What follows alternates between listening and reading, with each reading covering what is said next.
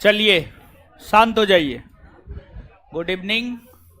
शिवांगी, गौतम पासवान, प्रभात कुमार, कन्हैया कुमार, पंकज, उत्कर्ष सोलंकी, सबको good evening.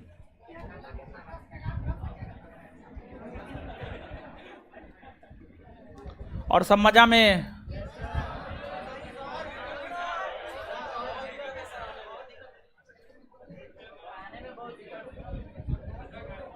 हर जगह दिक्कत है, जीवन में ही दिक्कत है। जीवन का मतलब है दिक्कत होता है।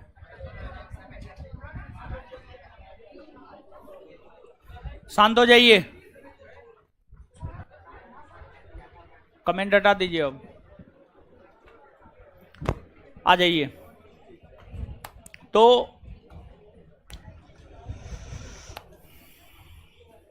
और सब क्या हालचाल? रेगुलर क्लास करते हैं? देखिए,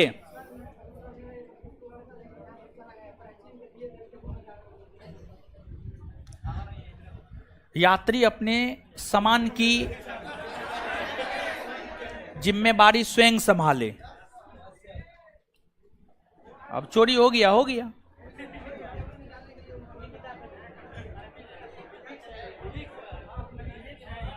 फिजिक्स है।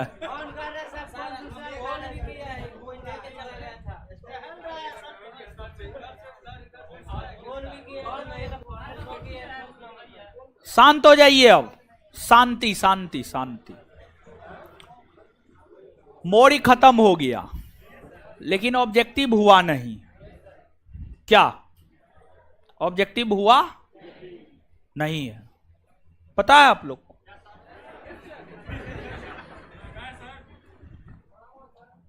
ऑब्जेक्टिव हुआ है? नहीं हुआ। नहीं ना हुआ है? नहीं हुआ है। तो हम आपको पहले बोले थे कि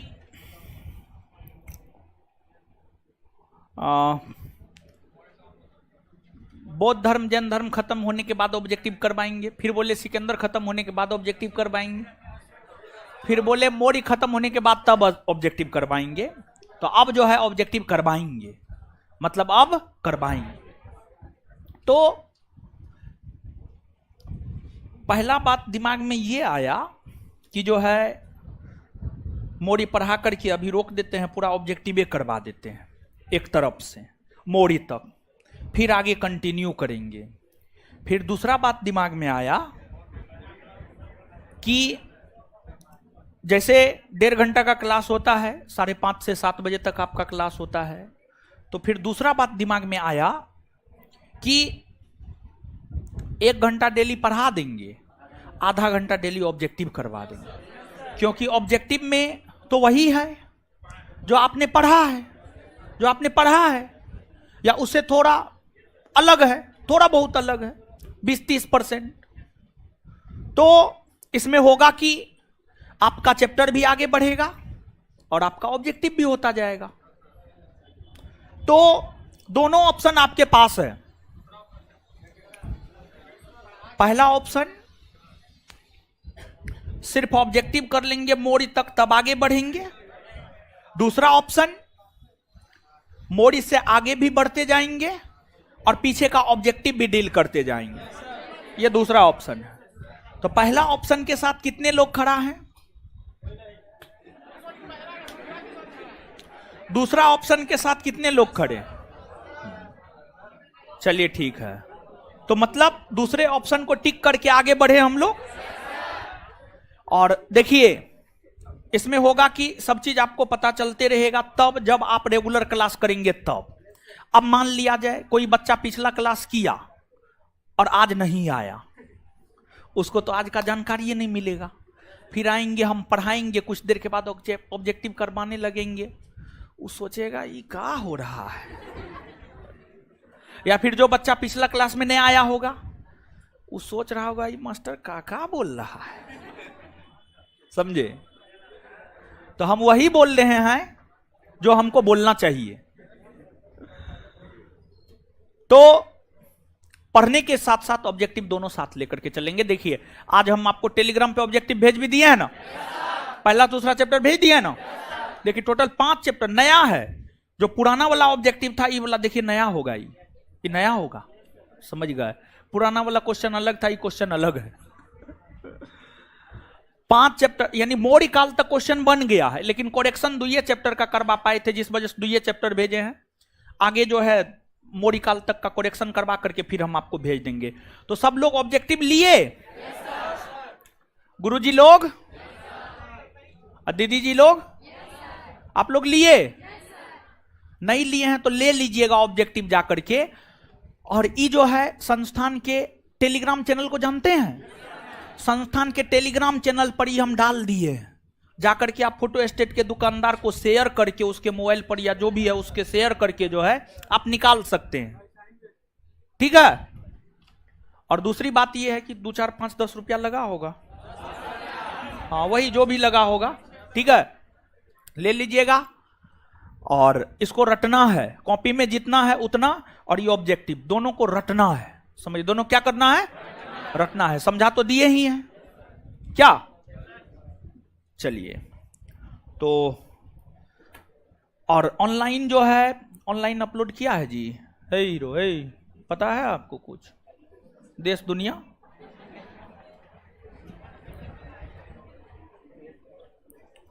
हम ही चेक कर लेते हैं। और यहां पे कमेंट दीजिए ना, लड़का लोग बता देगा अपलोड किया है कि नहीं किया है। कमेंट दीजिए, थोड़ा सा देख लेते हैं।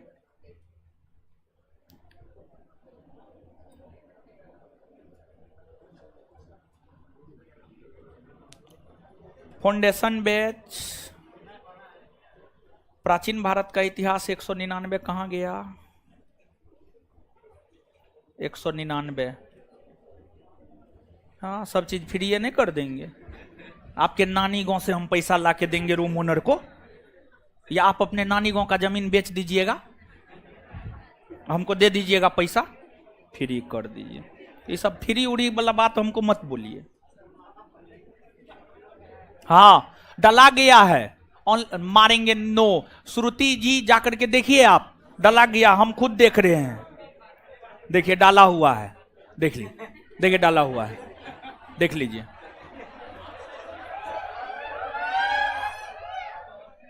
डाला हुआ है।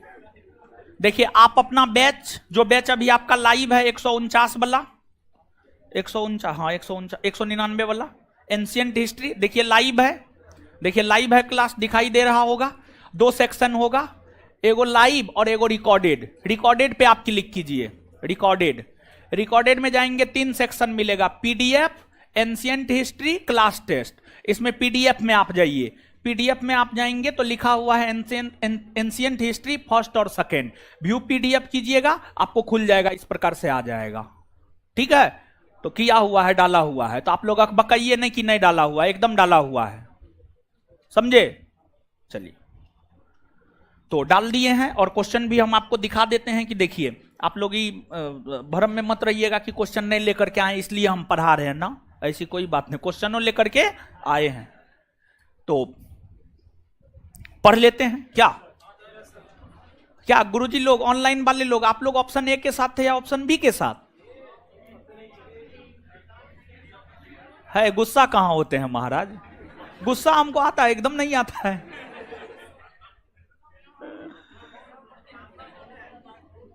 ऑप्शन ए के साथ या ऑप्शन बी के साथ? सुमन जी हम आपका चैट देख रहे हैं, आप चैट हम ही को दिखाने के लिए न करते हैं, तो सुमन जी हम आपका देख रहे हैं या किसी और को दिखाने के लिए करते हैं?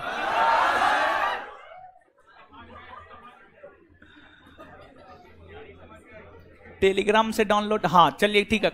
ऑप्शन बी के साथ है अधिकतर लोग ऑनलाइन में भी, ऑप्शन बी, लेकिन कुछ लोग ऑप्शन ए के साथ भी है, लेकिन ऑप्शन बी ज्यादा है, ऑब्जेक्टिव और पढ़ाई दोनों। तो हमको भी लगता है दोनों साथ चलेगा, ज्यादा बेटर है। और ज्यादातर आप लोग भी हाथ उठाए ऑप्शन बी में भी, यहां पर भी कमेंट ऑप्शन बी में भी आ रहा है, एक आध गो ए बी दोनों कर रहा है।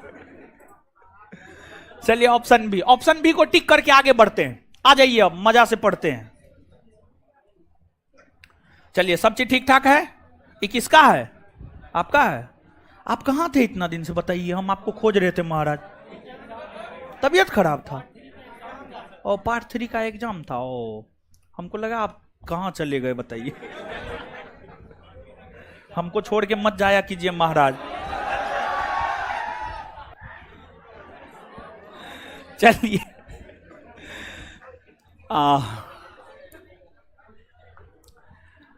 एंशियंट पूरा, हे भगवान बताइए, एगो बोल रहा है एंशियंट पूरा खत्म हो गया सर। चलिए आ जाइए, अब कमेंट हटा दीजिए, अब पढ़ाते हैं। आ जाइए। तो सब अपना अपना ऑब्जेक्टिव पर नाम लिख लीजिए, नहीं तो चोरबा सब चोरा लेगा। क्लास में चोरों सब है। अपना नाम लिख दीजिए, घर लिख दीजिए, मोबाइल नंबर लिख दीजिए। लड़की लोग मोबाइल नंबर नहीं लिखिएगा, लड़का सब बड़ी छिछोड़ा होता है, 1 सेकेंड में वो मोबाइल नंबर याद कर लेता है। तो आगे पढ़ना है हम लोगों को। अब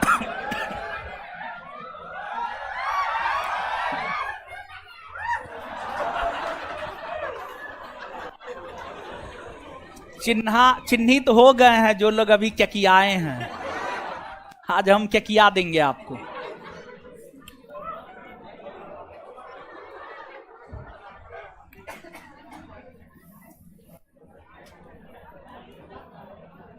चलिए सुनिए, सुनिए अब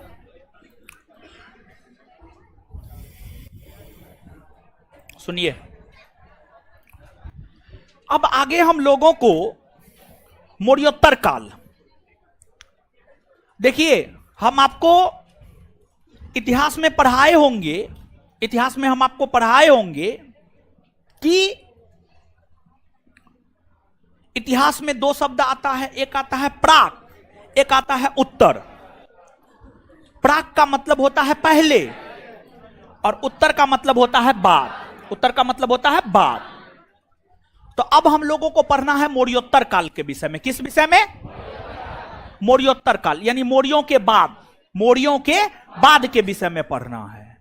तो देखिए, है मुंह बंद रखिए, मारेंगे मुंह तोड़ देंगे हम। मौर्योत्तर काल में भारत में 2 प्रकार के शासन, मोबाइल अंदर रखिए, मोबाइल से इतना प्यार है, मारेंगे मुंह तोड़ देंगे, मोबाइल फेंक देंगे लेकर के हम।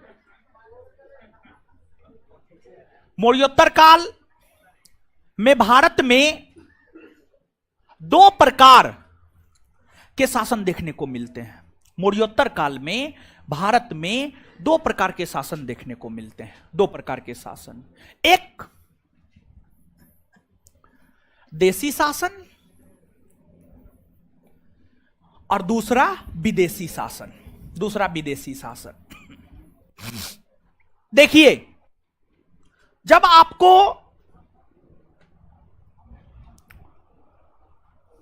एक 185 ईस्वी पूर्व में, जब आपको 185 ईस्वी पूर्व में मौर्य साम्राज्य का पतन हुआ, मौर्य साम्राज्य का पतन हुआ। मौर्य साम्राज्य का पतन 185 ईस्वी पूर्व में हुआ।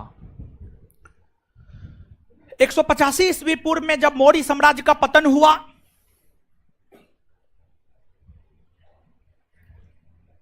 तो भारत के ऊपर विदेशी आक्रमण होने शुरू हो गए थे। भारत के ऊपर विदेशी आक्रमण होने शुरू हो गए थे। भारत के ऊपर विदेशी आक्रमण जो होने शुरू हुए थे, उसमें सबसे पहला आक्रमण हिंद यवन शासकों ने किया। हिंद यवन शासकों ने किया। दूसरा आक्रमण शकों ने किया। तीसरा पहलव ने किया और चौथा कुषाण ने किया। चौथा कुषाण ने किया। कुषाण। ये 4 आक्रमण भारत के ऊपर मौर्योत्तर काल में हुए। और भारत के ऊपर मौर्योत्तर काल में जो ये चार आक्रमण हुए, मौर्योत्तर काल में जो ये 4 आक्रमण हुए, ये 4 आक्रमण होने के बाद इन चारों आक्रमणकारियों ने भारत के ऊपर आक्रमण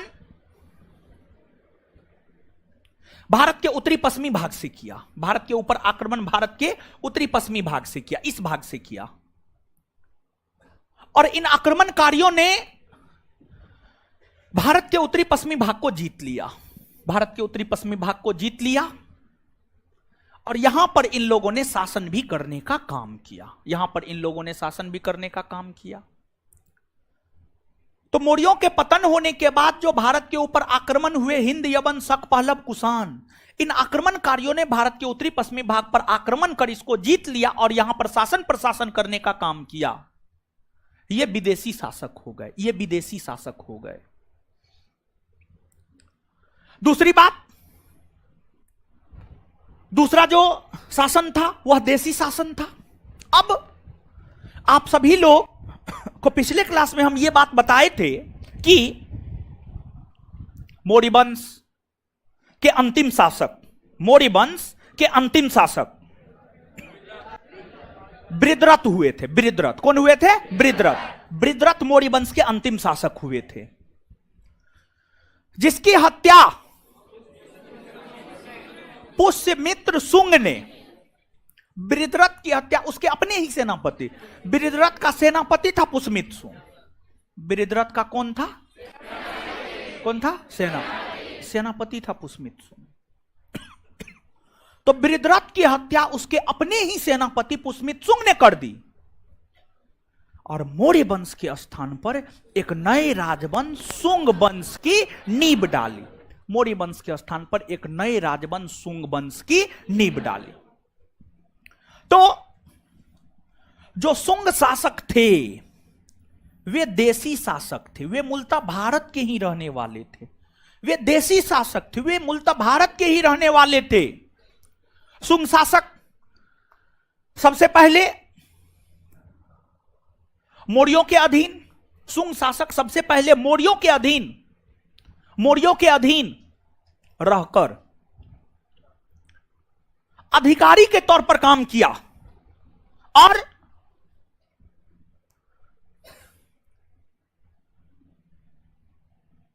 मौर्यों के शासन के अंतिम दौर में अयोग्य उत्तराधिकारी होने का फायदा पुष्यमित्र शुंग ने उठाया और पुष्यमित्र शुंग ने उसकी हत्या करके, बृहद्रथ की हत्या करके मौर्य वंश के शासन का अंत किया और शुंग वंश के शासन की नींव डाली। शुंग वंश के बाद कण्व वंश के शासकों ने शासन किया। कण्व के बाद सातवाहन वंश के शासकों ने शासन किया। सातवाहन वंश के शासकों ने शासन किया।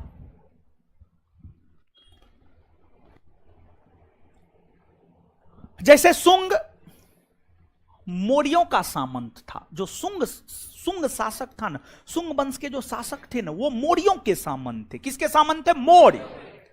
मौर्य के सामंत थे। मतलब वे पहले मौर्यों के अधीन अधिकारी के तौर पर काम किया था।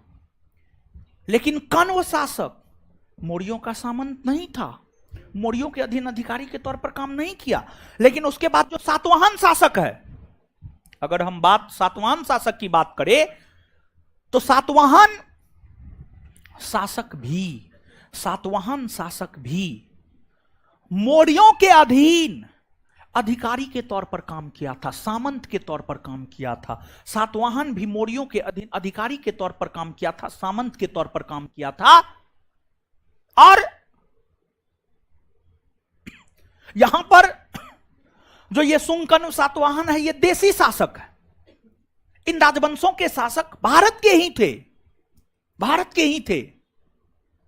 और इन राजवंशों में जो शुंग और कण्व वंश है, ये उत्तर भारत में शासन किया था, उत्तर भारत में। और जो सातवाहन वंश है, ये दक्षिण भारत में शासन किया था। कहां किया था? दक्षिण भारत।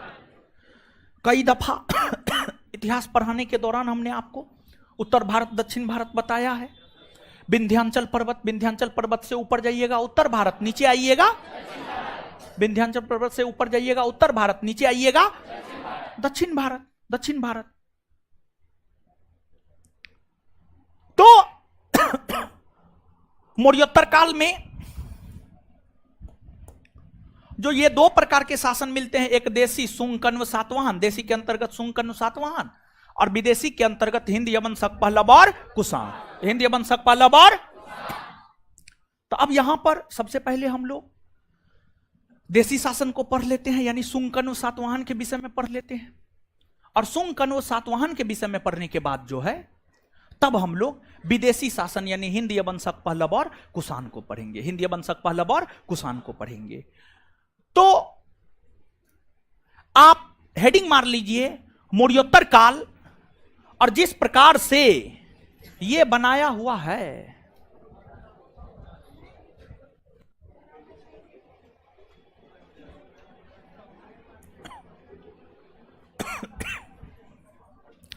हेडिंग मारिए मौर्योत्तर काल। क्या हेडिंग मारिएगा? हाय, अरे बोलिए नो, मौर्योत्तर काल। और जैसे बोर्ड पे लिखा हुआ है वैसे ही उतार लीजिए।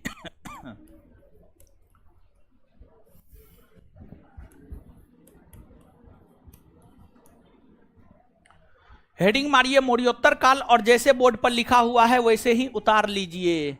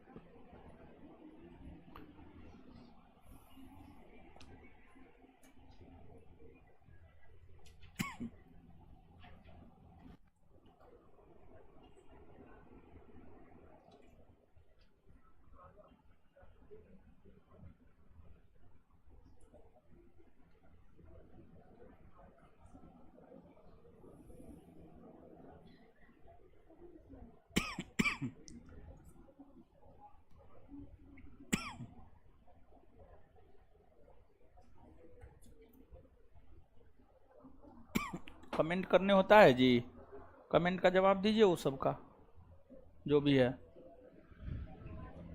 छाप लिए। अब नीचे से हेडिंग मारिए सुंग वंश, नीचे से हेडिंग मारिए सुंग वंश।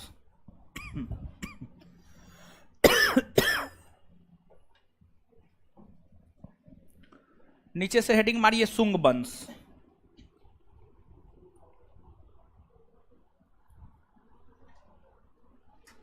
कॉस्ट में लिख लीजिए 185 ईस्वी पूर्व से 75 ईस्वी पूर्व, 185 ईस्वी पूर्व से 75 ईस्वी पूर्व,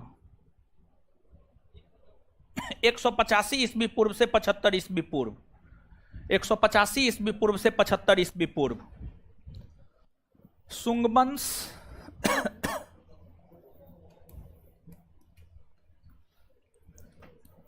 185 ईस्वी पूर्व से 75 ईस्वी पूर्व, 75 ईस्वी पूर्व, 75 ईस्वी पूर्व।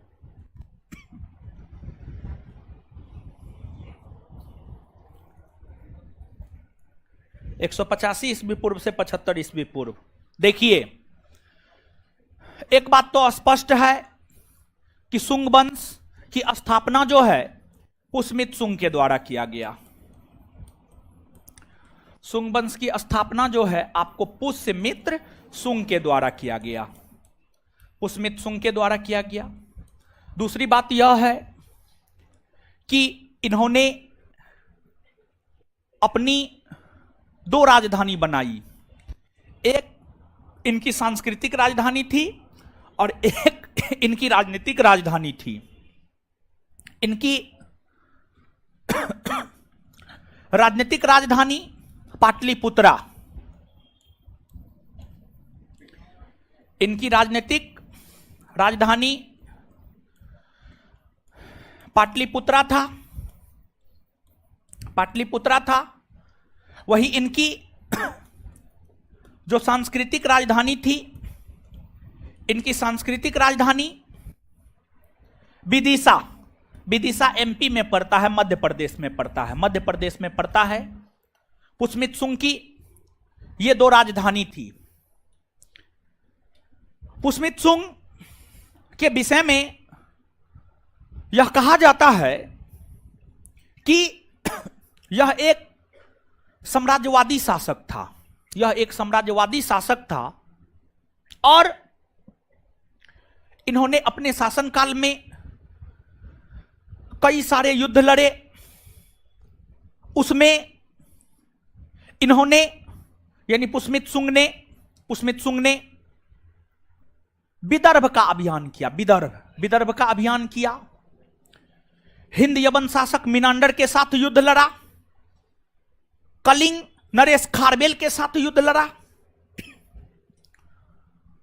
तो पुष्मितसुंग अपने साम्राज्य विस्तार को लेकर कई सारे सेना अभियान किए।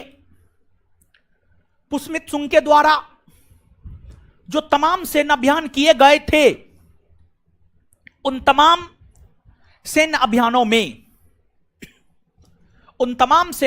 में पुष्मितसुंग का जो सबसे महत्वपूर्ण सेना अभियान था वह विदर्भ का अभियान था। विदर्भ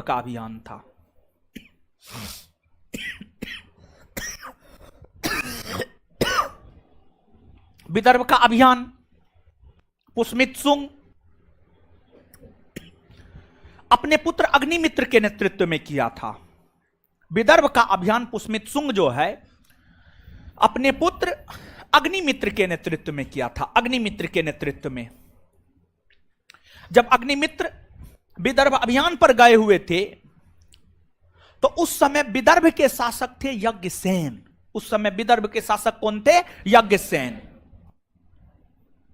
विदर्भ के शासक थे।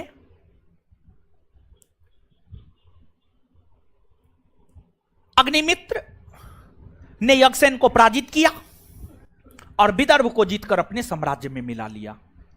विदर्भ को जीतकर अपने पिता पुष्मितसुंग के साम्राज्य में मिला दिया। विदर्भ को जीतकर अपने पिता पुष्मितसुंग के साम्राज्य में मिला दिया। इस अभियान के दौरान ही अग्निमित्र का नजर यज्ञसेन की चचेरी बहन मालविका पर पड़ा। देखिए ये क्या कौन आदत बनाए? ठीक है, आदमी जैसे रहिए ना जी, आदमी जैसे रहिए, ऐसे मत कीजिए, समझे? फिर हम छांट लेंगे सब बात। हम छांटते हुए 1 मिनट में हम सुंगबंश क्लियर कर देंगे। ऐसे नौटंकी बतियाए आप तो ऐसे करते हैं। बताइए, आप स्वयं सोचिए तो ये आपको अच्छा लगता है? अजीब हाल है। अब एक क्लास में एक बार हुआ, समझ में आया, हाँ 1.5 घंटा 2 घंटा का क्लास है, एक बार हाँ ही कर लिया। अब पूरा क्लास हाँ ही करते रहिएगा, पढ़िएगा कब?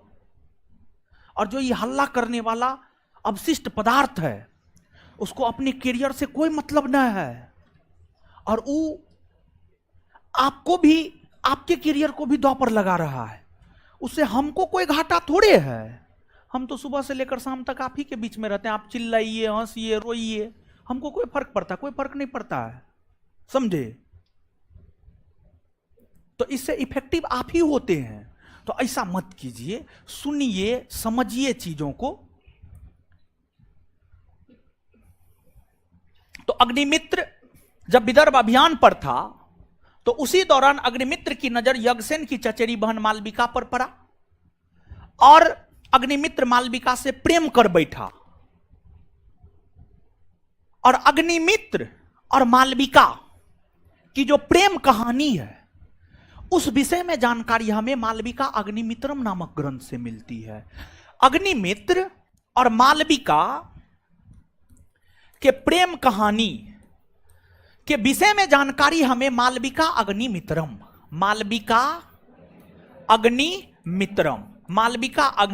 नामक ग्रंथ से मिलती है। और यह जो मालविका अग्निमित्रम नामक ग्रंथ है, इस ग्रंथ की रचना कालिदास ने किया है। किसने किया है? कालिदास ने किया। और जानते हैं, कालिदास शिव के बहुत बड़े भक्त थे। शिव के बहुत बड़े भक्त थे कालिदास, समझे? और अपने लगभग हर ग्रंथ की रचना में वे सबसे पहले शिव की स्तुति करते थे, शिव का गुणगान करते थे, और सबसे अंतिम में भी शिव का गुणगान करते थे। और कालिदास अपनी पत्नी से बड़ी प्रेम करता था। उसकी पत्नी का नाम था रत्नावली। रत्नावली समझिए, रत्नावली। उसकी रचना भी है एगो रत्नावली, रत्नावली विनय पत्रिका, समझ गए। तो मालविका अग्निमित्रम से हमें जानकारी प्राप्त होता है। और मालविका अग्निमित्रम हमें इतना ही नहीं जानते हैं, ई क्वेश्चन, मालविका अग्निमित्रम वाला क्वेश्चन यूपीएससी से लेकर ग्रुप डी तक कोई ऐसा परीक्षा नहीं है जो नहीं पूछा है, नहीं पूछा है। हर परीक्षा इस प्रश्न को पूछा है, हर परीक्षा पूछा है। कोई पूछा है सीधा मालविका अग्निमित्रम के रचयिता कौन है, कालिदास। कोई पूछा है पुष्मित सुंग के पुत्र के प्रेम कहानी के विषय में जानकारी कहां से प्राप्त होती है, तो मालविका अग्निमित्र। तो अलग अलग तरीका से अलग अलग शब्दों में इस प्रश्न को जो है पूछा गया है, लगभग हर परीक्षा पूछा है। तो काफी महत्वपूर्ण है ये फैक्ट, आप इसको याद रखिएगा। इसके बाद कहा जाता है कि जो शुंग वंश है, शुंग वंश में टोटल 10 गो शासक हो, 1 पर 0 10 गो शासक हुआ। लेकिन उन 10 शासकों में सबसे महान पुष्मित शुंग ही हुआ, सबसे महान पुष्मित शुंग हुआ, सबसे महान पुष्मित शुंग हुआ। और पुष्मित शुंग सबसे महान शासक हुए। पुष्मित शुंग जिस प्रकार से शुंग वंश के सबसे महान शासक हुए, उसी प्रकार से इधर हिंद यवन शासकों में सबसे महान शासक हुआ था मिनांडर। हिंद यवन शासकों में सबसे महान शासक कौन हुआ था, मिनांडर। मिनांडर मिनांडर और पुष्मित शुंग दोनों एक दूसरे का समकालीन था। मिनांडर और पुष्मित शुंग दोनों एक दूसरे का समकालीन था। इन दोनों के बीच युद्ध हुआ, और इन दोनों के बीच जब युद्ध हुआ तो उस युद्ध में पुष्मित शुंग की जीत हुई। आपसे पूछा जाता है यह प्रश्न कि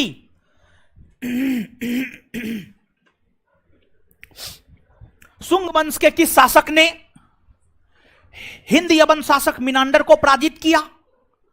तो शुंग वंश के शासक पुष्मित शुंग ने हिंद यवन शासक मिनांडर को पराजित किया, हिंद यवन शासक मिनांडर को पराजित किया। और फिर कलिंग नरेश के साथ इनका संघर्ष हुआ, पुष्मित शुंग का संघर्ष हुआ। इस प्रकार से अपने साम्राज्य विस्तार को लेकर लगातार पुष्मित शुंग प्रयास करते रहे, प्रयासरत रहे। पुष्मित शुंग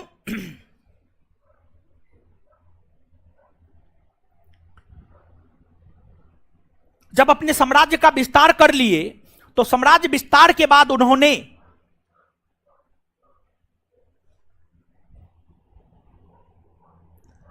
यज्ञ का आयोजन करवाया था, अश्वमेघ यज्ञ। अश्वमेघ यज्ञ,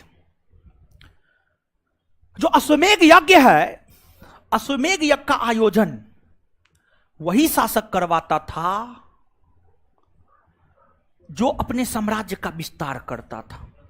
वही शासक अश्वमेघ यज्ञ करवाता था। तो पुष्मित शुंग ने अपने साम्राज्य का विस्तार किया था, इसलिए उन्होंने अश्वमेघ यज्ञ का आयोजन करवाया, अश्वमेघ यज्ञ का आयोजन करवाया। और लंबे अवधि के बाद अश्वमेघ यज्ञ का आयोजन हुआ था। लंबे अवधि के बाद, बहुत 100 वर्षों के बाद, 100-200 वर्षों के बाद अश्वमेघ यज्ञ का आयोजन हुआ। क्योंकि शुंगों से पहले मौर्यों का शासन था। मौर्य शासक बौद्ध धर्म, जैन धर्म, आजीवक संप्रदाय को मानता था। इन धर्मों में यज्ञ प्रथा का कोई प्रचलन ही नहीं था। फिर आपको उनसे पहले नंदों का शासन था, नंदों से पहले शिशुनाग वंश का शासन था, फिर हर्यक वंश का शासन था। ये सब राजवंश के शासक अश्वमेघ यज्ञ सबका आयोजन नहीं करवाए थे। उत्तर वैदिक काल में यज्ञ का आयोजन होता था। उत्तर वैदिक काल के बाद लगभग आपको 300-400 बरस के बाद, 300-400 बरस के बाद फिर से अश्वमेध यज्ञ का आयोजन आपको पुष्मित सुंग ने करवाया। और पुष्मित सुंग के दरबार में पतंजलि रहता था। पुष्मित सुंग के दरबार में पतंजलि रहता था। पुष्मित सुंग के दरबार में कौन रहता था? पतंजलि, जो कि उनका राज पुरोहित था। पुष्मित सुंग के दरबार में पतंजलि रहता था, जो कि उनका राज पुरोहित था। क्या था? राज पुरोहित, राज पुरोहित था। पतंजलि ने ही पुष्मित सुंग के लिए अश्वमेध यज्ञ का आयोजन करवाया। और पुष्मित सुंग ने 2 अश्वमेध यज्ञ का आयोजन करवाया, 2 अश्वमेध यज्ञ का आयोजन करवाया। और कहा जाता है कि पुष्मित सुंग ने जब अश्वमेध यज्ञ का आयोजन करवाया तो इससे हिंदू धर्म का फिर से पुनरुत्थान हुआ यह था कि वैदिक सभ्यता के अंत होने के बाद, वैदिक सभ्यता के अंत होने के बाद 600 ईस्वी पूर्व में वैदिक सभ्यता का अंत हो गया। इसके बाद बौद्ध जैन धर्म का उदय हुआ। तो जब बौद्ध धर्म जैन का उदय हुआ तो किन लोगों ने बौद्ध और जैन धर्म को स्वीकार किया? हिंदुओं ने ही तो बौद्ध और जैन धर्म को स्वीकार किया। स्वयं जो बौद्ध धर्म के संस्थापक महात्मा बुद्ध और जैन धर्म के संस्थापक महावीर स्वामी, इस सब भी तो जन्म से क्षत्रिय था, हिंदू था। जन्म से क्षत्रिय था, हिंदू था। तो जब बौद्ध धर्म जैन धर्म का उदय हुआ तो हिंदू धर्म का पतन होने लगा था, ह्रास होने लगा था। लेकिन पुष्मित सुंग के समय कहा जाता है कि हिंदू धर्म का पुनरुत्थान हुआ, हिंदू धर्म का पुनरुत्थान हुआ। और पुष्मित सुंग के ऊपर यह आरोप लगाया जाता है कि पुष्मित सुंग बौद्ध विरोधी था। पुष्मित सुंग के ऊपर यह आरोप लगाया जाता है कि पुष्मित सुंग जो है आपको बौद्ध विरोधी था, बौद्ध विरोधी था। लेकिन यह आरोप लगाना बेबुनियाद है। यह आरोप लगाना बेबुनियाद इसलिए है क्योंकि पुष्मित सुंग ने भरूत स्तूप का निर्माण करवाया। और भरूत स्तूप का संबंध बौद्ध धर्म से है, बौद्ध धर्म से है। अगर वो बौद्ध विरोधी होता तो क्या वो भरूत स्तूप का निर्माण करवाता? नहीं। दूसरी बात, सांची का स्तूप जिसे अशोक ने बनवाया था, अशोक ने सांची के स्तूप में ईंट का प्रयोग किया था, मिट्टी का प्रयोग किया था। लेकिन पुष्मित सुंग उस सांची के स्तूप को, उस सांची के स्तूप को अस्थायी रूप प्रदान किया। उस सांची के स्तूप में पत्थर संगमरमर लगवाए, पत्थर और संगमरमर लगवाए, उसको अस्थायी रूप प्रदान किया। तो कैसे आप कह सकते हैं कि पुष्मित सुंग बौद्ध विरोधी था? पुष्मित सुंग बौद्ध विरोधी था। स्तूप का निर्माण करवा रहा है, अशोक के द्वारा निर्मित स्तूप को अस्थायी रूप प्रदान कर रहा है।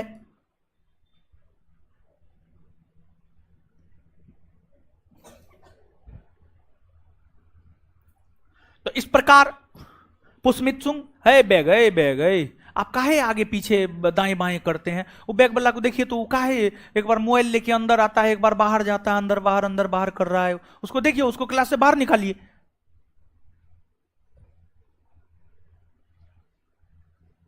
अजीब हाल है। पढ़ना है पढ़िए, नहीं पढ़ना है जाइए। एक बार अंदर आ रहा है फोन लगा के, एक बार बाहर जा रहा है। उसको लगता है हमको नजर ही नहीं आता है। आंख अभी उतना खराब नहीं हुआ, अभी जवानी है जी। आंख अभी बहुत तेज है, 4 कोस दूर में रहिएगा वो हमको दिखाई देता है। ये तो क्लासरूम का अंत्य है।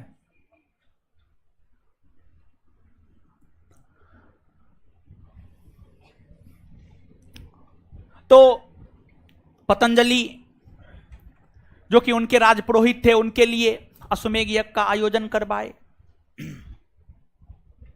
शासन प्रशासन करते हुए पुष्यमित्र शुंग का निधन हो गया। पुष्यमित्र शुंग के निधन होने के बाद कोई योग्य शासक हुआ नहीं कि उन शासकों के विषय में पढ़ना है।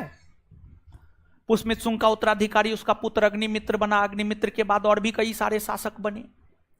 उन शासकों में शुंग वंश के नम्य शासक भागभद्र थे। शुंग वंश के नम्य शासक भागभद्र थे। भागभद्र भागवत धर्म को मानता था। भागभद्र भागवत धर्म को मानता था।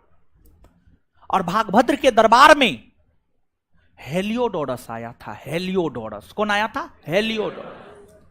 हेलियोडोरस एगो हिंद यवन शासक था। जैसे हिंद यवन शासक मिनांडर का नाम अभी आपने सुना है ना, वैसे ही एगो हिंद यवन शासक था आंटी आल्कीडस।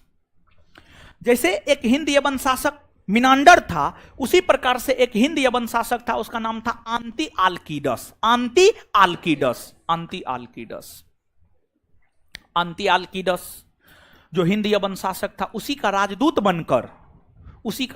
बनकर हेलियोडोरस शुंग वंश के नम्य शासक भागभद्र के दरबार में आया। और हेलियोडोरस भागभद्र से बहुत अधिक प्रभावित हुआ। इतना प्रभावित हुआ कि हेलियोडोरस भागवत धर्म को अपना लिया। और हेलियोडोरस भगवान विष्णु के सम्मान में मध्य प्रदेश के विदिशा या बेस्ट नगर में एक स्तंभ लेख का निर्माण करवाया, जिसे बेस्ट नगर स्तंभ लेख या विदिशा स्तंभ लेख या गरुड़ स्तंभ लेख कहा जाता है। और वह एक निजी स्तंभ लेख था जिसे हेलियोडोरस ने अपने खर्च से बनवाया था। और उस स्तंभ लेख पर भगवान विष्णु के लिए देव देवस शब्द का प्रयोग किया गया, मतलब देवताओं में देवता शब्द का प्रयोग किया गया। और उस पर ओम नमो भगवते वासुदेवाय नमः शब्द भी जो है आपको लिखाया गया। भागभद्र के बाद शुंग वंश के 10वें एवं अंतिम शासक देवभूति हुए। देवभूति की हत्या वासुदेव कण्व ने कर दी। और शुंग वंश के स्थान पर एक नए राजवंश कण्व वंश के शासन की नींव डाली। कण्व वंश का भी कोई खास ऐतिहासिक महत्व नहीं है। कण्व वंश के संस्थापक वासुदेव कण्व हुए। कण्व वंश में टोटल 4 शासक हुए। वासुदेव कण्व हो गया, भूमिमित्र कण्व हो गया, नारायण कण्व हो गया, सुशर्मा कण्व हो गया। इन 4 शासकों में कण्व वंश के संस्थापक वासुदेव कण्व और अंतिम शासक सुशर्मा कण्व की हत्या सिमुक ने कर दी। और कण्व वंश के स्थान पर एक नए राजवंश सातवाहन वंश के शासन की नींव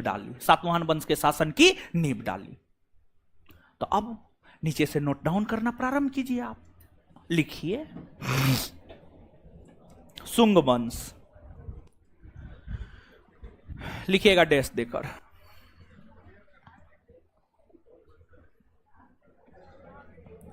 लिखिएगा शुंग वंश, हेडिंग मार लिए है ना। देखिए मौर्य वंश के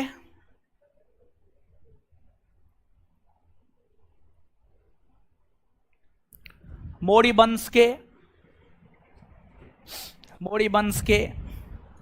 अंतिम शासक वृद्रथ की हत्या मौर्य वंश के अंतिम शासक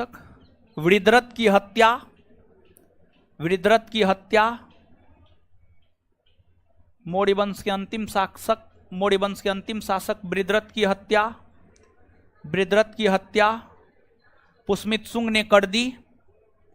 मौर्य वंश के अंतिम शासक वृद्रथ की हत्या पुष्यमित्र शुंग ने कर दी।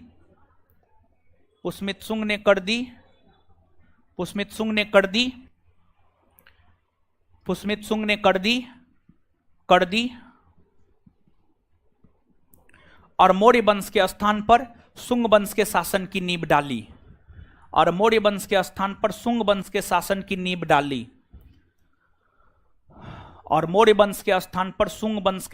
की नींव डाली।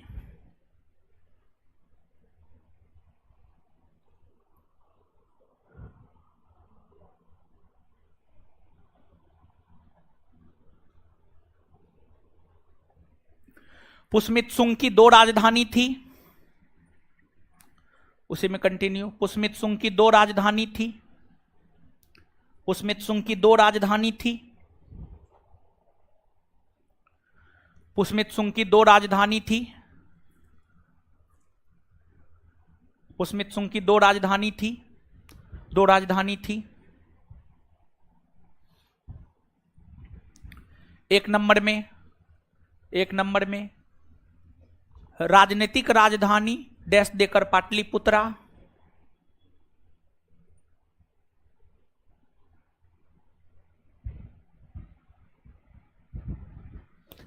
एक नंबर में राजनीतिक राजधानी डैश देकर पाटलिपुत्रा।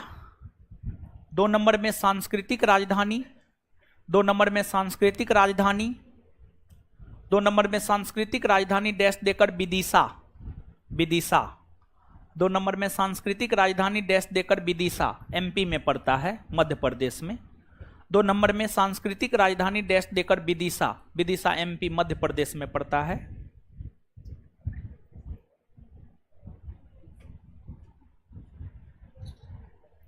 अब नीचे से लिखिएगा, पुष्मित सुंग, पुष्मित सुंग, नीचे से स्टार मार के लिखिएगा, पुष्मित सुंग, पुष्मित सुंग, पुष्मित सुंग एक साम्राज्यवादी शासक था।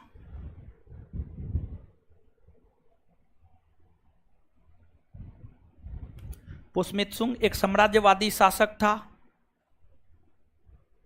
इन्होंने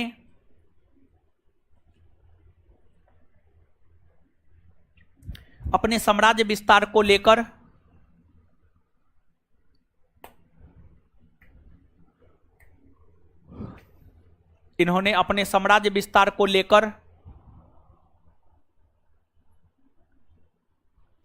अपने पुत्र अग्निमित्र के नेतृत्व में, अपने पुत्र अग्निमित्र के नेतृत्व में, अपने पुत्र अग्निमित्र के नेतृत्व में, अपने पुत्र अग्निमित्र के नेतृत्व में, अपने पुत्र अग्निमित्र के नेतृत्व में, अपने पुत्र अग्निमित्र के नेतृत्व में विदर्भ का अभियान किया। अपने पुत्र अग्निमित्र के नेतृत्व में विदर्भ का अभियान किया। अपने पुत्र अग्निमित्र के नेतृत्व में विदर्भ का अभियान किया। अपने पुत्र अग्निमित्र के नेतृत्व में विदर्भ का अभियान किया। विदर्भ का अभियान किया। विदर्भ का अभियान किया। और वहां के शासक यज्ञसेन को पराजित कर, एक मिनट अभियान किया, full stop, full stop, full stop. Agnimitra ने विदर्भ के शासक यज्ञसेन को पराजित कर, अग्निमित्र ने थोड़ा ज्यादा स्पष्ट हो जाएगा उससे, ठीक है। विदर्भ का अभियान किया, अभियान किया के बाद डैश, सॉरी फुल स्टॉप, और फुल स्टॉप के बाद अभियान किया, अभियान किया के बाद फुल स्टॉप, उसके बाद अग्निमित्र ने विदर्भ के शासक, अग्निमित्र ने विदर्भ के शासक यज्ञसेन को पराजित कर, अग्निमित्र ने विदर्भ के शासक यज्ञसेन को पराजित कर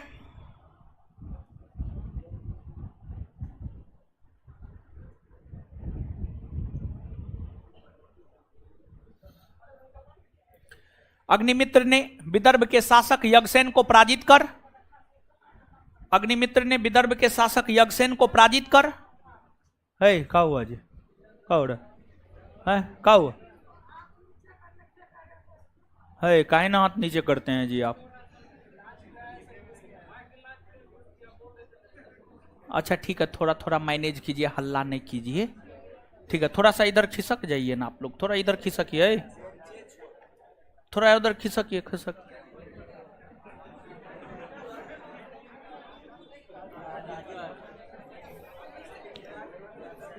अग्निमित्र ने विदर्भ के शासक यज्ञसेन को पराजित कर, अग्निमित्र ने विदर्भ के शासक यज्ञसेन को पराजित कर, अग्निमित्र ने विदर्भ के शासक यज्ञसेन को पराजित कर, अग्निमित्र ने विदर्भ के शासक यज्ञसेन को पराजित कर, अग्निमित्र ने विदर्भ के शासक यज्ञसेन को पराजित कर विदर्भ को अपने पिता के साम्राज्य में मिलाया, विदर्भ को अपने पिता के साम्राज्य में मिलाया।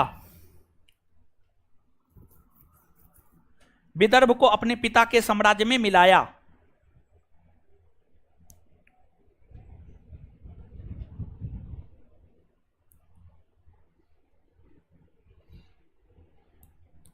विदर्भ को अपने पिता के साम्राज्य में मिलाया। विदर्भ को अपने पिता के साम्राज्य में मिलाया, फुल स्टॉप।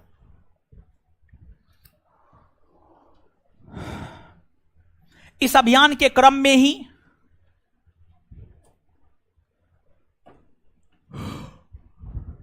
इस अभियान के क्रम में ही इस अभियान के क्रम में ही अग्निमित्र का नजर इस अभियान के क्रम में ही अग्निमित्र का नजर यज्ञसेन की चचेरी बहन मालविका पर पड़ा। इस अभियान के क्रम में ही अग्निमित्र का नजर इस अभियान के क्रम में ही अग्निमित्र का नजर यज्ञसेन की चचेरी बहन मालविका पर पड़ा। यज्ञसेन की चचेरी बहन मालविका पर पड़ा। यज्ञसेन की चचेरी बहन मालविका पर पड़ा।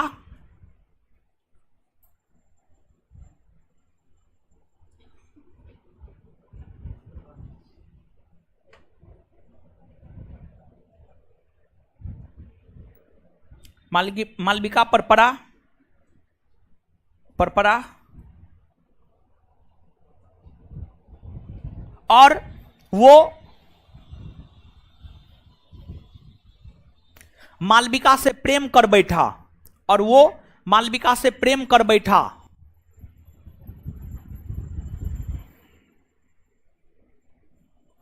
और वो मालविका से प्रेम कर बैठा, फुल स्टॉप।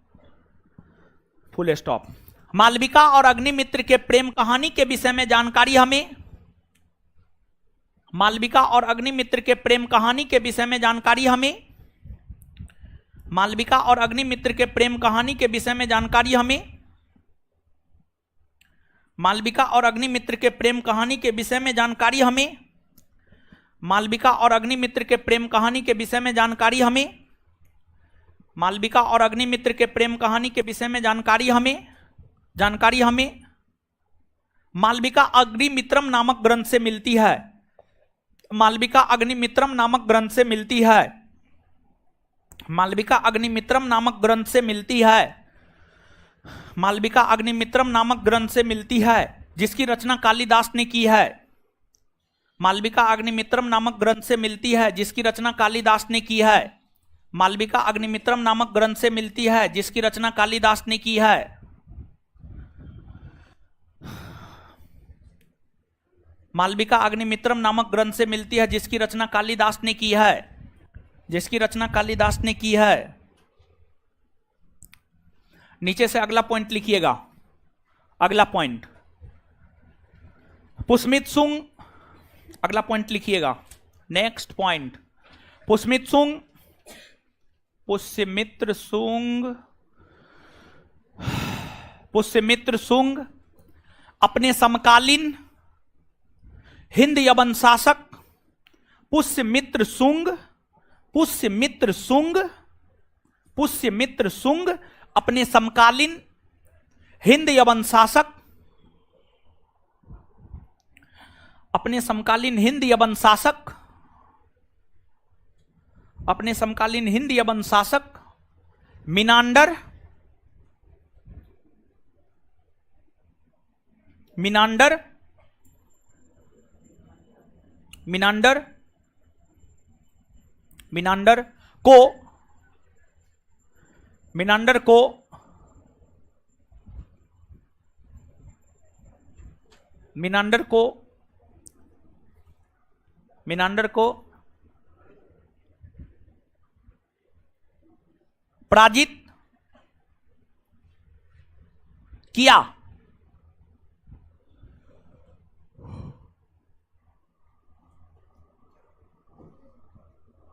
अगला पॉइंट पुष्यमित्र सुंग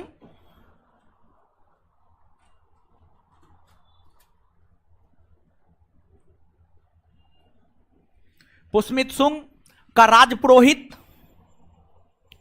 पुष्यमित्र सुंग का राजपुरोहित पुष्यमित्र सुंग का राजपुरोहित पुष्यमित्र शुंग का राजपुरोहित राजपुरोहित राजपुरोहित पतंजलि था। पतंजलि था। पतंजलि था। जिन्होंने जिन्होंने पुष्यमित्र शुंग का राजपुरोहित पतंजलि था, जिन्होंने जिन्होंने उनके लिए जिन्होंने उनके लिए जिन्होंने उनके लिए जिन्होंने उनके लिए 2 अश्वमेध यज्ञ का आयोजन करवाया। जिन्होंने उनके लिए 2 अश्वमेध यज्ञ का आयोजन करवाया। जिन्होंने उनके लिए मतलब पुष्यमित्र शुंग के लिए 2 अश्वमेध यज्ञ का आयोजन करवाया। 2 अश्वमेध यज्ञ का आयोजन करवाया। 2 अश्वमेध यज्ञ का आयोजन करवाया। Full stop. इस बात की जानकारी हमें, उसी में कंटिन्यू, इस बात की जानकारी हमें इस बात की जानकारी हमें इस बात की जानकारी हमें धनदेव के इस बात की जानकारी हमें धनदेव के इस बात की जानकारी हमें धनदेव के अयोध्या अभिलेख से इस बात की जानकारी हमें धनदेव के अयोध्या अभिलेख से इस बात की जानकारी हमें धनदेव के अयोध्या अभिलेख से इस बात की जानकारी हमें धनदेव के अयोध्या अभिलेख से इस बात की जानकारी हमें धनदेव के अयोध्या अभिलेख से धनदेव के अयोध्या अभिलेख से प्राप्त होती है। इस बात की जानकारी हमें धनदेव के अयोध्या अभिलेख से प्राप्त होती है। इस बात की जानकारी हमें धनदेव के अयोध्या अभिलेख से प्राप्त होती है। Full stop. धनदेव के अयोध्या अभिलेख से प्राप्त होती है। Full stop. Next point, Pushyamitra Shunga को बौद्ध विरोधी कहा जाता है। पुष्यमित्र शुंग को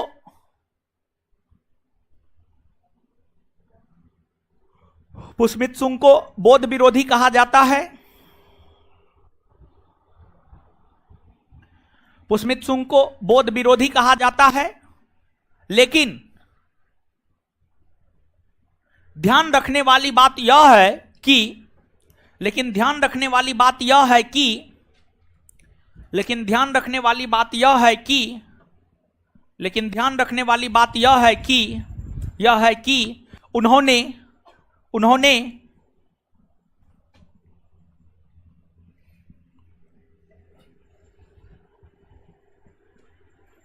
उन्होंने भरहुत स्तूप का निर्माण करवाया।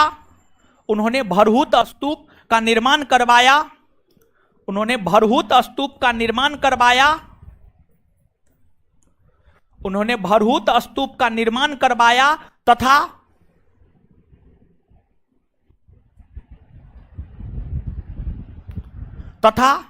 उन्होंने भरहुत स्तूप का निर्माण करवाया तथा सांची के स्तूप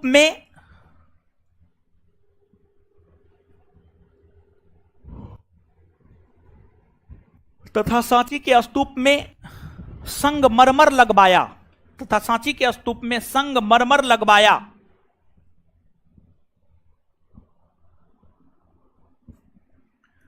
और सांची के स्तूप को अस्थायी रूप प्रदान किया। और सांची के स्तूप को अस्थायी रूप प्रदान किया। और सांची के स्तूप को अस्थायी रूप प्रदान किया।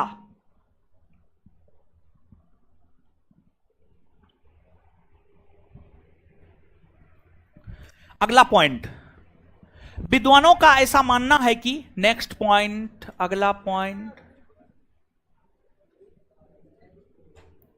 अगला पॉइंट, पिछला पॉइंट हो गया है ना, अगला पॉइंट बोले ना। विद्वानों का ऐसा मानना है कि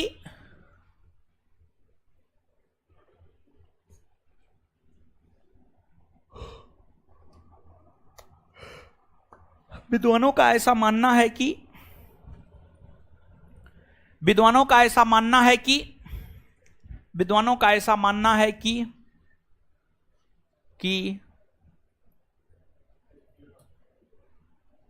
पुष्यमित्र शुंग के समय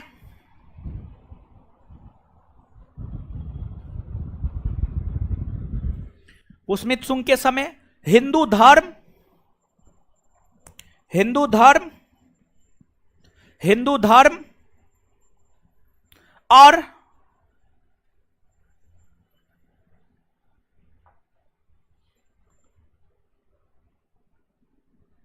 संस्कृत भाषा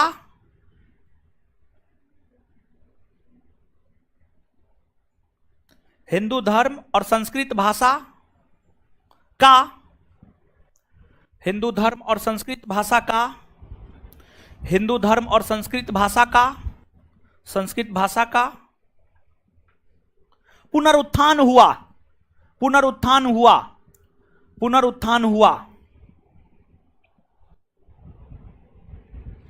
पुनरुत्थान हुआ, पुनरुत्थान हुआ, पुनरुत्थान हुआ, फुल स्टॉप। कालांतर में, नेक्स्ट पॉइंट, अगला पॉइंट, कालांतर में जाकर, कालांतर में जाकर पुष्यमितसुंग के निधन होने के बाद, कालांतर में जाकर पुष्यमितसुंग के निधन होने के बाद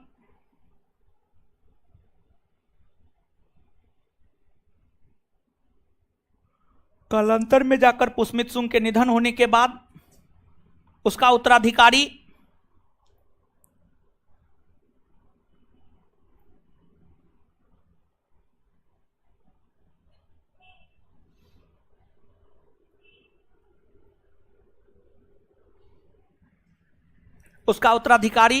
उसके पुत्र अग्निमित्र बने,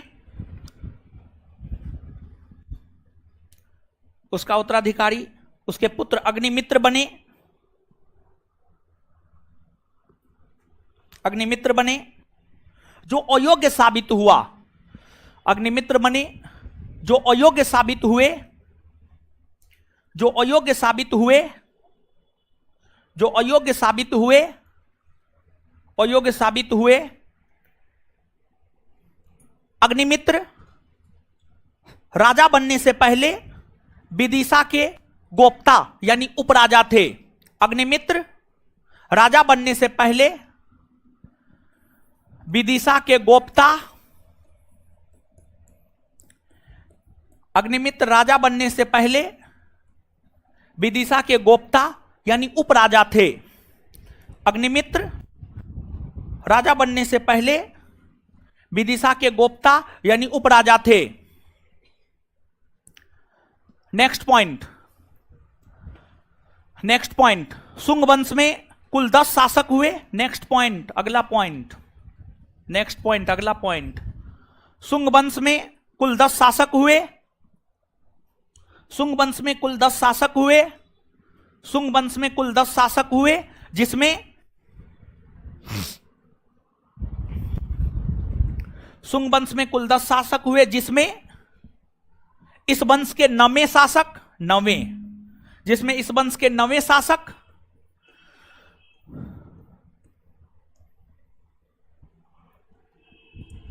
जिसमें इस वंश के 9वें शासक भागभद्र थे, भागभद्र थे, भागभद्र थे, जिसमें इस वंश के 9वें शासक भागभद्र थे, जो भागवत धर्म को मानता था, जो भागवत धर्म को मानता था, जो भागवत धर्म को मानता था, जो भागवत धर्म को मानता था।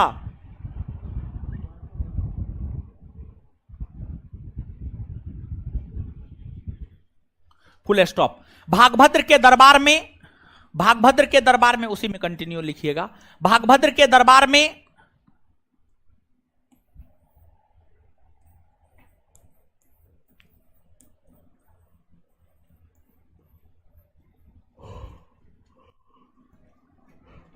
भागभद्र के दरबार में हिंद यवन शासक, भागभद्र के दरबार में हिंद यवन शासक,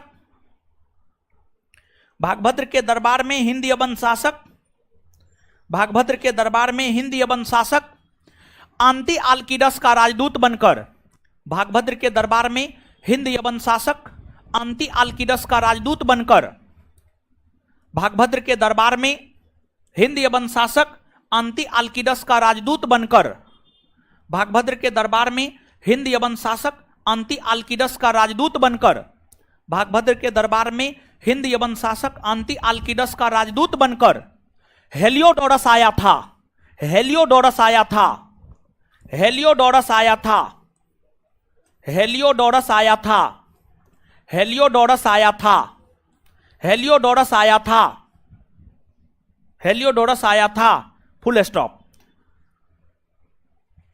फुल स्टॉप। हेलियोडोरस आया था, फुल स्टॉप। हेलियोडोरस भागभद्र से प्रभावित होकर, हेलियोडोरस भागभद्र से प्रभावित होकर, हेलियोडोरस भागभद्र से प्रभावित होकर,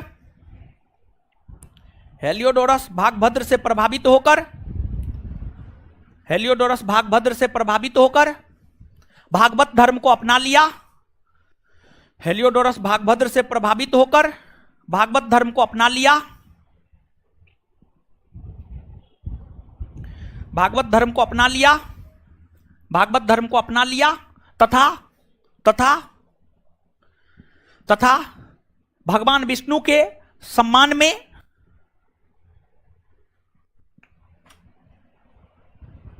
तथा भगवान विष्णु के सम्मान में, तथा भगवान विष्णु के सम्मान में मध्य प्रदेश के विदिशा या बेसनगर में, तथा भगवान विष्णु के सम्मान में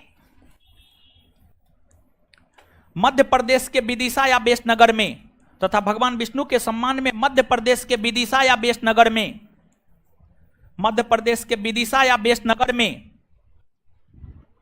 मध्य प्रदेश के विदिशा या बेसनगर में गरुड़ स्तंभ लेख का निर्माण करवाया। मध्य प्रदेश के विदिशा या बेसनगर में गरुड़ स्तंभ लेख का निर्माण करवाया। मध्य प्रदेश के विदिशा या बेसनगर में गरुड़ स्तंभ लेख का निर्माण करवाया। मध्य प्रदेश के विदिशा या बेसनगर में गरुड़ स्तंभ लेख का निर्माण करवाया, गरुड़ स्तंभ लेख का निर्माण करवाया। यह एक निजी स्तंभ लेख था, यह एक निजी स्तंभ लेख था, यह एक निजी स्तंभ लेख था, यह एक निजी स्तंभ लेख था, यह एक निजी स्तंभ लेख था, यह एक निजी स्तंभ लेख था। इस स्तंभ लेख पर भगवान विष्णु के लिए, इस स्तंभ लेख पर भगवान विष्णु के लिए, इस स्तंभ लेख पर भगवान विष्णु के लिए, इस स्तंभ लेख पर भगवान विष्णु के लिए, इस स्तंभ लेख पर भगवान विष्णु के लिए देव देवस्य, इस स्तंभ लेख पर भगवान विष्णु के लिए देव देवस्य, इस स्तंभ लेख पर भगवान विष्णु के लिए देव देवस्य, देव देवस्य।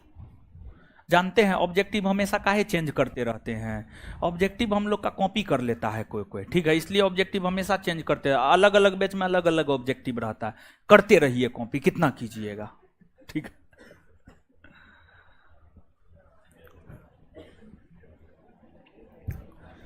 विष्णु के लिए देव देवस्य शब्द का प्रयोग किया, विष्णु के लिए देव देवस्य शब्द का प्रयोग किया।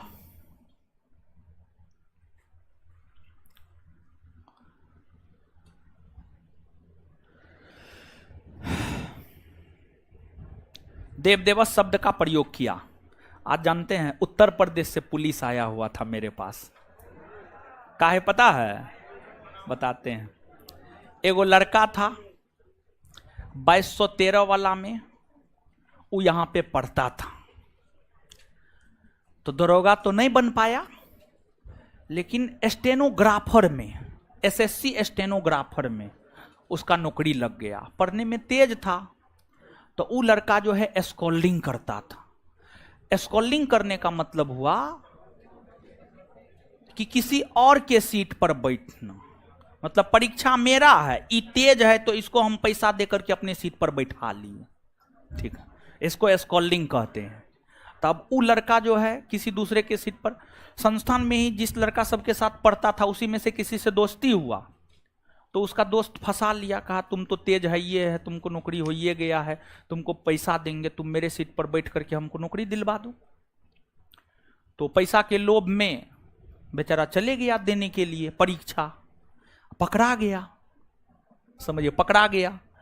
उसके बाद जो है वो कोचिंग का नाम ले लिया, कहा कि जब पुलिस इन्वेस्टिगेशन हुआ तो बोला कि हम ज्ञान बिंदु में पढ़ते थे, ज्ञान बिंदु जीएस एकेडमी पटना में पढ़ते थे, और वहीं पर फल्ला नाम के लड़का से हमको दोस्ती हुआ और उसी के सीट पर हम बैठे हैं, हमको उस लड़का के विषय में ज्यादा जानकारी नहीं है।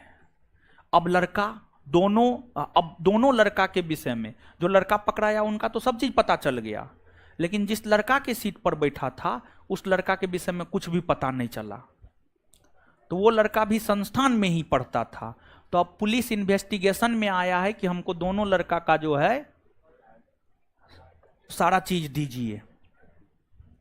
और 2021-22 यानी 2213 पोस्ट वाला में उस टाइम में कार्ड नहीं देते, टारगेट बैच में कार्ड नहीं देते थे, फाउंडेशन बैच में कार्ड देते थे, टारगेट बैच में कार्ड नहीं देते थे, सिर्फ रसीद देते थे, रसीद पर बच्चा क्लास करता था।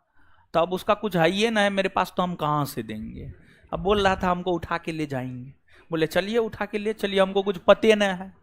तो अपना सीनियर से बात किया, अरे हमको कुछ पते नहीं है तो हम क्या बता सकते हैं, हमको कुछ पता रहेगा उस सब के विषय में तब ना। यहाँ पर हजारों की संख्या में छात्र है और उस समय जो बैच खत्म हो गया है उस बैच का तो हम डाटा भी नष्ट कर देते हैं, समझ गए। तो ये सब देखिए गलत काम नहीं करना चाहिए। आप किसी का सीट खा रहे हैं गलत तरीका से तो ये गलत है। बताइए करते हैं आप लोग और जवाब देना पड़ता है हमको, भुगतना पड़ता है हमको। तो ये सब आलतू फालतू काम मत कीजिए, आलतू फालतू कीजिए तो कोचिंग को मत समेटिए उसमें तो कोचिंग का कुछ नहीं है। अब ये दोनों आया पढ़ने के लिए मेरे पास, यहां पर दोस्ती हुआ और दोनों जाकर के किसी का मर्डर कर दिया, तो उसमें कोचिंग का क्या दोष है बताइए? है उसमें कोचिंग का क्या दोष है? कोई दोष है नहीं है। अब बेवजह का बदनाम कर रहा है, समझे। तो ये सब गलत काम मत कीजिए, पढ़िए, अपना नौकरी उकरी ले लीजिए, आराम से शांतिपूर्वक जीवन जिए। हाँ, अब अगला पॉइंट लिखिएगा।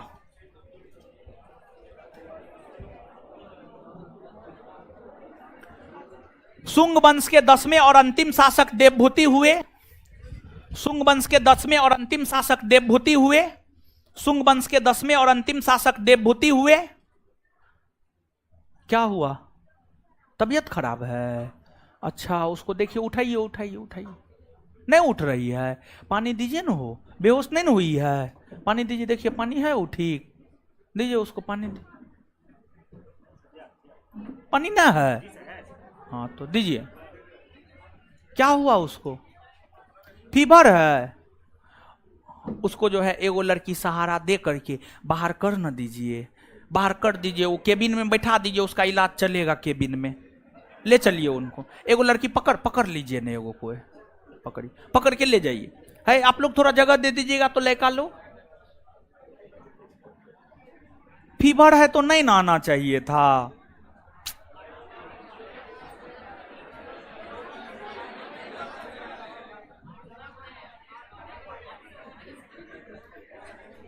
साइड हो जाइए, बाहर निकल जाइए, बाहर निकलिएगा तभी ना निकलेगी वो। चलिए पकड़ के ले जाइए दूगो, एक और उधर से भी सहारा दे दीजिए ना। अरे आप ही का ना दोस्त है बकलोलवी सब, सहारा दीजिए। कल आप बीमार पड़िएगा तो ये आपको सहारा देगी। पकड़ के ले जाइए, ले जाइए केबिन में, आराम से, गिरना नहीं चाहिए। पकड़ के ले जाइए। तो ये बीमार पड़ जाते हैं आप लोग। है देखिएगा, हो इनका इलाज देखिएगा थोड़ा सा, ठीक है? देखिएगा क्या दे। सबसे पहले इसको ग्लूकोज पिला दीजिएगा।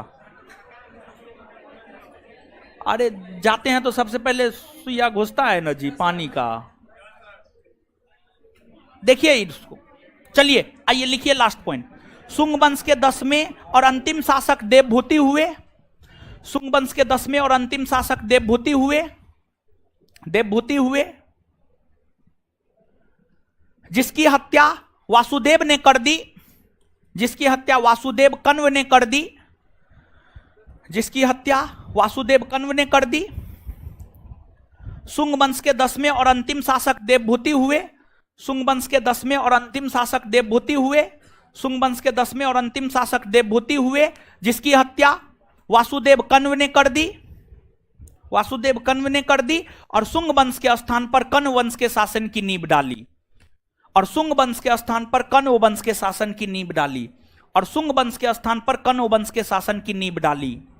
शुंग वंश के 10वें और अंतिम शासक देवभूति हुए। शुंग वंश के 10वें और अंतिम शासक देवभूति हुए जिसकी हत्या वासुदेव कण्व ने कर दी, वासुदेव कण्व ने कर दी। और सुंग वंश के स्थान पर कण्व वंश के शासन की नींव डाली, और सुंग वंश के स्थान पर कण्व वंश के शासन की नींव डाली, और सुंग वंश के स्थान पर कण्व वंश के शासन की नींव डाली। अब भाई जी लोग 1 मिनट में इसको पढ़ लीजिए, तो जितना लिखा है जल्दी 1 मिनट में पढ़िए, पढ़िए जल्दी।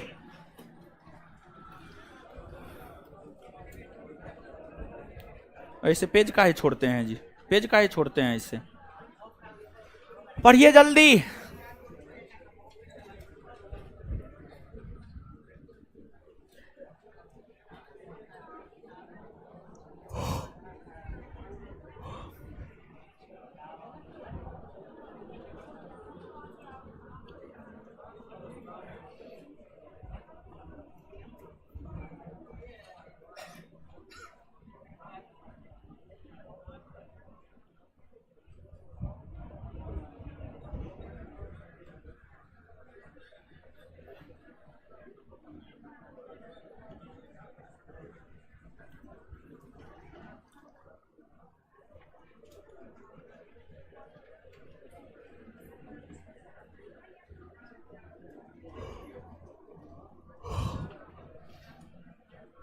पढ़िए जल्दी, फिर क्वेश्चन भी करवाना है, जल्दी पढ़िए।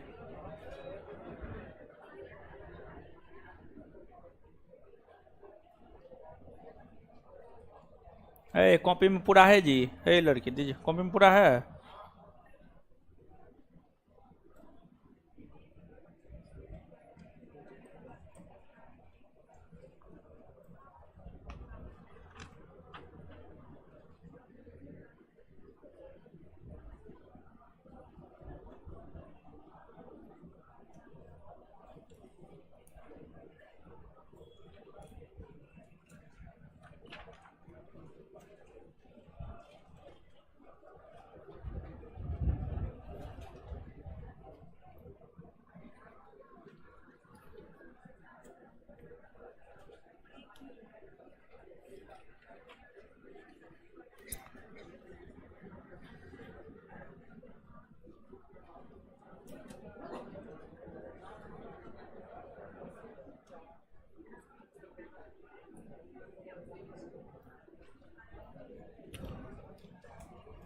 लीजिए,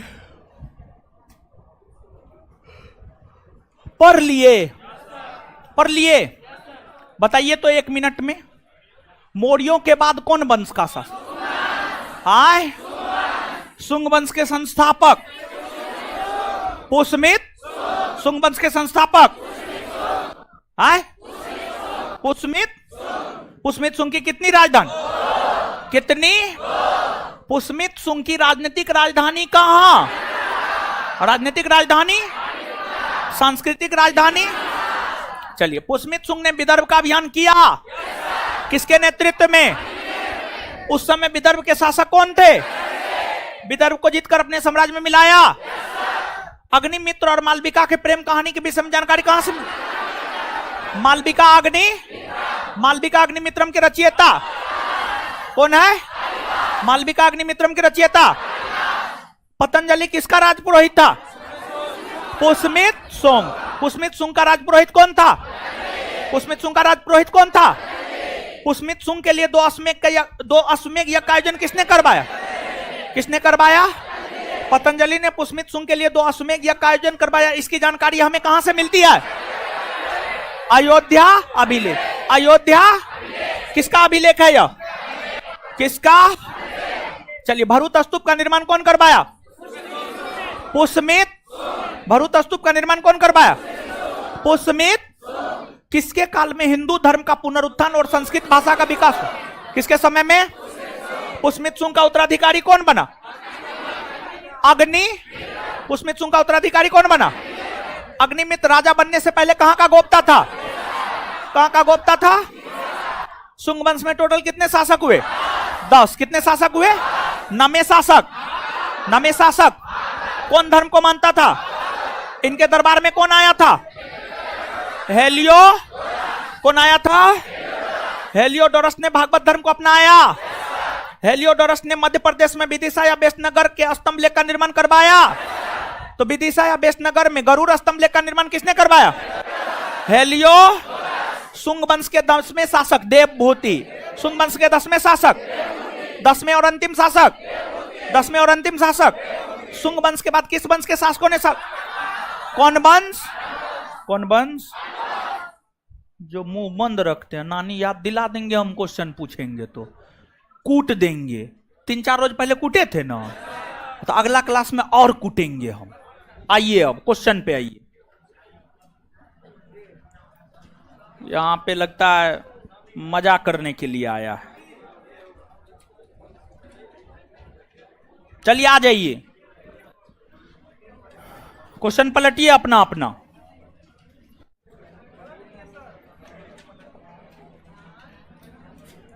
पहला क्वेश्चन, प्राचीन भारत के इतिहास के अधिकांश अभिलेख कहां पर उत्कीर्ण है? पाषाण शिला, ताम्रपत्र, स्तंभ व दीवार, इनमें सभी। सभी एक का आंसर क्या हो जाएगा? डी, इनमें सभी। इनमें सभी याद भी करते जाइए। प्राचीन भारत के इतिहास के अधिकांश अभिलेख कहां पर मिले हैं? पाषाण शिला, ताम्रपत्र, स्तंभ और दीवार। जिसका आंसर सभी हो, सबका नाम ले लीजिए, सभी मत बोलिए, मुंह तोड़ देंगे हम सभी बोलिएगा तो। प्राचीन भारत के इतिहास के अधिकांश अभिलेख कहां पर उत्कीर्ण है? यानी आंसर इनमें, याद भी करते हुए जाना है। सबसे प्राचीन अभिलेखों में मध्य एशिया के बोगाजकोई से प्राप्त अभिलेख है। इस पर किस वैदिक देवता का उल्लेख नहीं है? देखिए, एक तो बोगाजकोई अभिलेख में 4 गो वैदिक कालीन देवी देवता का उल्लेख है, हाँ या ना? आए मित्र, नासत्य, वरुण और मित्र, नासत्य, वरुण और इंद्र। इंद्र, हाँ, मित्र, नासत्य, वरुण और इंद्र। इंद्र की चर्चा तो बोगाजकोई अभिलेख में किसकी चर्चा नहीं है? अग्नि। किसकी चर्चा नहीं है? अग्नि। आंसर क्या हो जाएगा? डी, अग्नि की चर्चा नहीं है। आगे, किस अभिलेख से ऋग्वेद की तिथि ज्ञात करने में मदद मिलती है? बोगाजकोई अभिलेख। कौन? किस अभिलेख से ऋग्वेद की तिथि ज्ञात करने में मदद मिलती है? बोगाजकोई अभिलेख। क्योंकि बोगाजकोई अभिलेख 1400 ईस्वी पूर्व, 1400 ईस्वी पूर्व, और इसमें वैदिक कालीन देवी देवता का उल्लेख है, इसलिए बोगाजकोई अभिलेख हमें ऋग्वेद की तिथि ज्ञात करने में मदद मिलता है। तो किस अभिलेख से ऋग्वेद की तिथि ज्ञात करने में मदद मिलता है? किस अभिलेख से ऋग्वेद की तिथि ज्ञात करने में मदद मिलता है? बोगाजकोई। किस अभिलेख से ऋग्वेद की तिथि ज्ञात करने में मदद मिलता है? बोगाजकोई अभिलेख। आगे, भारत में सबसे प्राचीन अभिलेख अशोक के हैं, जो लगभग कितने वर्ष पूर्व के हैं? याद कीजिए, अशोक का जो जीवन काल है 304 ईस्वी पूर्व से 232 ईस्वी। 304 ईस्वी पूर्व में पाटलिपुत्रा में अशोक का जन्म हुआ और 232 ईस्वी पूर्व में पाटलिपुत्रा में अशोक का निधन हुआ। तो उसका जो जीवन काल है आपको 304 ईस्वी पूर्व से 232 ईस्वी पूर्व, यानी ऑप्शन के अकॉर्डिंग जाएंगे तो 300 ईस्वी पूर्व। 300 ईस्वी पूर्व। किस विद्वान ने केवल अभिलेखों के आधार पर ही अशोक का इतिहास लिखने का सफल प्रयास किया? बताइए, बताए हुए हैं डी.आर. भंडारकर। डी.आर. कॉपी करके सब बैठ गए ना? ये चैप्टर पढ़ाए हैं ना? नहीं पढ़ाए हैं, नानी याद दिला देंगे हम। अगले क्लास में आएंगे ना तो पहला चैप्टर हम पूरा पूछेंगे। आज जितना पढ़ाए वो पूछेंगे, पहला चैप्टर पूरा पूछेंगे और तब क्वेश्चन करवाएंगे। पहला चैप्टर याद करके आइएगा, नहीं तो नानी याद दिलवाने के लिए याद रखिएगा आप। किस विद्वान ने केवल अभिलेखों के आधार पर अशोक का इतिहास लिखने का? डी.आर. किस विद्वान ने केवल अभिलेखों के आधार पर अशोक का इतिहास लिखने का सफल प्रयास किया? डी.आर. याद रखिएगा। आगे, अशोक के अभिलेख किस लिपि में नहीं मिले हैं? रोमन। किसमें? किसमें? अशोक के अभिलेख किस लिपि में नहीं मिले हैं? किसमें नहीं मिले हैं? रोमन। किस अभिलेख में अशोक के नाम का स्पष्ट उल्लेख अशोक है? अशोक का नाम अशोक कहां कहां मिला? मॉस्की, गुर्जरा, नेट्टूर, उदयगोलम, सब ना होगा हो, इनमें सभी ना होगा। इनमें किस अभिलेख में अशोक के नाम का उल्लेख है? आए क्लियर। सर्वप्रथम कब और किसने ब्राह्मी में लिखित अशोक के अभिलेख को पढ़ा था? आए जेम्स प्रिंसेप 1800। अब ब्राह्मी लिपि को सर्वप्रथम किसने पढ़ा? जेम्स। सर्वप्रथम कब और किसने ब्राह्मी में लिखित अशोक के अभिलेख को पढ़ा? James Prinsep 1837। हाथी गुम्फा अभिलेख, कलिंग नरेश से इसका संबंध है। कलिंग नरेश खारबेल, कलिंग नरेश। जूनागढ़ अभिलेख, रुद्र प्रयाग स्तंभ लेख समुद्रगुप्त, भीतरी स्तंभ लेख स्कंदगुप्त। यानी 4 3 1 2 आंसर बी। मारेंगे मुंह तोड़ देंगे, बी होगा। क्या होगा? आंसर जो टाइप हुआ है उसमें ए दिया हुआ है, ठीक है, इसलिए हो सकता है उसको। आपको आंसर कैसे मिल गया? चोरबा सब, डकैतबा सब, हाँ स्टाफ सब भी है, स्टाफ सब इधर उधर करता है मेरा आंसर। हाँ दे दिया होगा। आंसर गलत है, आंसर गलत है, उसमें 4 गो 5 गो आंसर गलत है। याद रखिएगा, कोई दिक्कत नहीं, आराम से। आइए याद करते हैं, जो क्लास में बताते हूं वो सही है, ठीक है। हाथी गुम्फा अभिलेख, हाथी गुम्फा अभिलेख जूनागढ़, जूनागढ़। प्रयाग स्तंभ लेख, प्रयाग स्तंभ लेख, भीतरी स्तंभ लेख। Answer B. आगे, किस अभिलेख से मध्य भारत में भागवत धर्म विकसित होने का प्रमाण मिलता? गरुड़ स्तंभ लेख। किससे? किससे? किस अभिलेख से मध्य भारत में भागवत धर्म विकसित होने का प्रमाण मिलता? आय गरुड़ स्तंभ लेख कहां है हो? अब ये न बताएं। मध्य प्रदेश के विदिशा आया गरुड़ स्तंभ लेख कहां है? मध्य प्रदेश के विदिशा आया। इसका निर्माण कौन करवाया? हेलियोडोरस। आजे न बताएं, मार खाने वाला है आप लोग, समझिएगा। चलिए मिलान करें। ऋग्वेद के ऊपर कौन सा ब्राह्मण ग्रंथ? ऐतरेय और यजुर्वेद के ऊपर, शतपथ और सामवेद के ऊपर, अथर्ववेद। 2 1 4 3, 2 1 4 3। आंसर ए होगा, होगा। ऋग्वेद के ऊपर कौन सा ब्राह्मण ग्रंथ? ऋग्वेद के ऊपर कौन सा? यजुर्वेद के ऊपर, यजुर्वेद के ऊपर, सामवेद के ऊपर, अथर्ववेद के ऊपर। आंसर ए होगा, होगा। मिलान करे वेद उपवेद। ऋग्वेद के ऊपर कौन? यजुर्वेद, सामवेद, अथर्ववेद। आंसर 1 2 3 और आंसर में दिया है बी। आंसर ए होगा। क्या होगा? एक बार ऋग्वेद के ऊपर कौन सा उपवेद? ऋग्वेद के ऊपर, यजुर्वेद के ऊपर, सामवेद के ऊपर, अथर्ववेद के ऊपर। आए क्लियर। इससे आगे धन्यवाद आप सभी का। हमको निकलने दीजिए तब निकलिएगा।